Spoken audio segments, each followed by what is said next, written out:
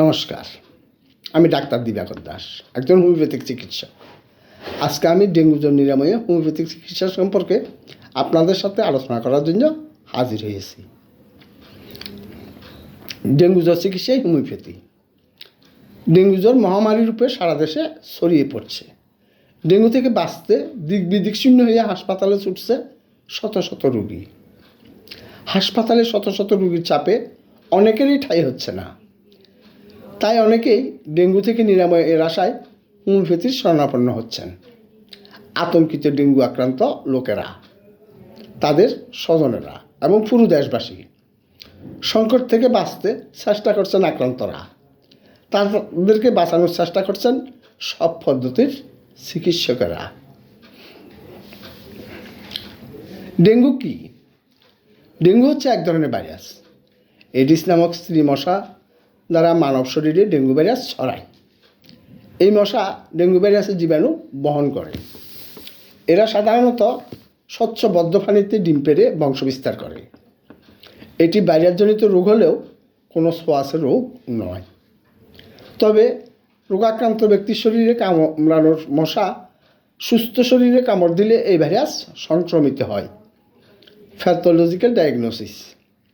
প্রাথমিক অবস্থায় নিম্নোক্ত পরীক্ষার মাধ্যমে ডেঙ্গু রোগ শনাক্ত করা যায়, যথা CBC, serum IgG, serum IgM, dengue NS1 antigen পরীক্ষা।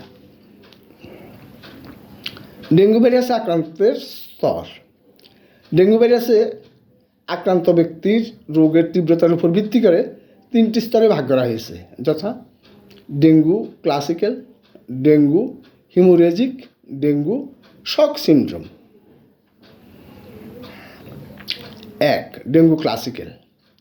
ডেঙ্গু ক্লাসিক্যালে প্রথমে প্রচণ্ড জ্বর হয়, যা 160 থেকে 106 ডিগ্রি ফারেনহাইট পর্যন্ত হয়।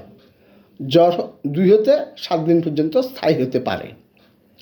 জ্বরের সাথে প্রচণ্ড মাথা ব্যথা, পেট ব্যথা, বমি বমি ভাব, চোখের পেছনের অংশে ব্যথা, পেশিতে ব্যথা, হাড়ের জয়েন্টগুলিতে প্রচণ্ড ব্যথা অনুভব এবং শরীরে হালকা র্যাশ ও চুলকানি হতে পারে। 2. Dengue haemorrhagic. ডেঙ্গু হেমোরেজিক স্তরে জ্বর কমে যাওয়ার 2-3 দিন পরে শরীরের বিভিন্ন স্থানে লাল লাল র্যাশ বা রক্তের বিন্দুর ছাপ দেখা দেয়।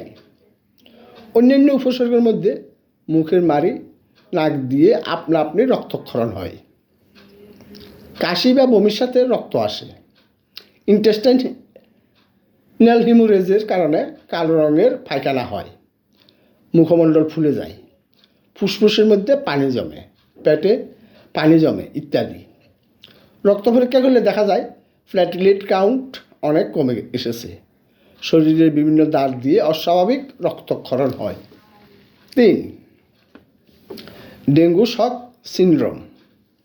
ডেঙ্গু শক সিনড্রোম স্তরে ডেঙ্গু হেমোরেজিক জ্বর, রক্তক্ষরণ ও অন্যান্য উপসর্গের সাথে রোগীর হঠাৎ রক্তচাপ কমে যায়, নাড়ির গতি বৃদ্ধি পায়, হাত পা শীতল হয়ে আসে, রোগী একেবারে নিস্তেজ হয়ে পড়ে এবং মুখমণ্ডল বিবর্ণ ও ফ্যাকাশে হয়ে যায়।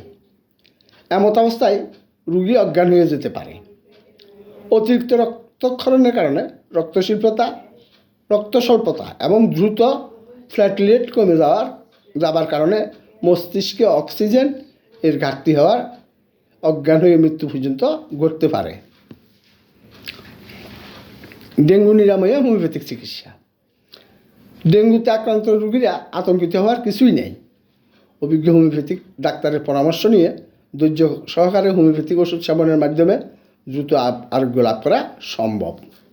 নিম্নে ডেঙ্গু জ্বর নিরাময়ে প্রয়োজনীয় কয়েকটি ওষুধের নাম দেওয়া হলো: aconite, belladonna, Bryonia, রাস্টক্স, ইউফেটোরিয়াম ফারফো, arsenic album, কার্বোভেস, ইফিক্যাক, sulphur সহ আরও অনেক ওষুধ লক্ষণের উপর ভিত্তি করে আসতে পারে। অভিজ্ঞ হোমিওপ্যাথিক চিকিৎসকের পরামর্শ পেতে যোগাযোগ করুন ডাক্তার দিবাকর দাস, উর্মি হোমিও হল, ফলিয়াতলী বাজার, হালিশহর, চট্টগ্রাম।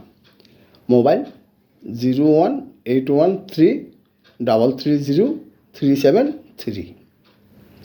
এই ভিডিওটি যদি হোমিওপ্যাথিক চিকিৎসার মাধ্যমে ডেঙ্গু জ্বর নিরাময়ে সহায়ক ভূমিকা রাখে তাহলে চ্যানেলটি সাবস্ক্রাইব করে লাইক কমেন্টস করুন।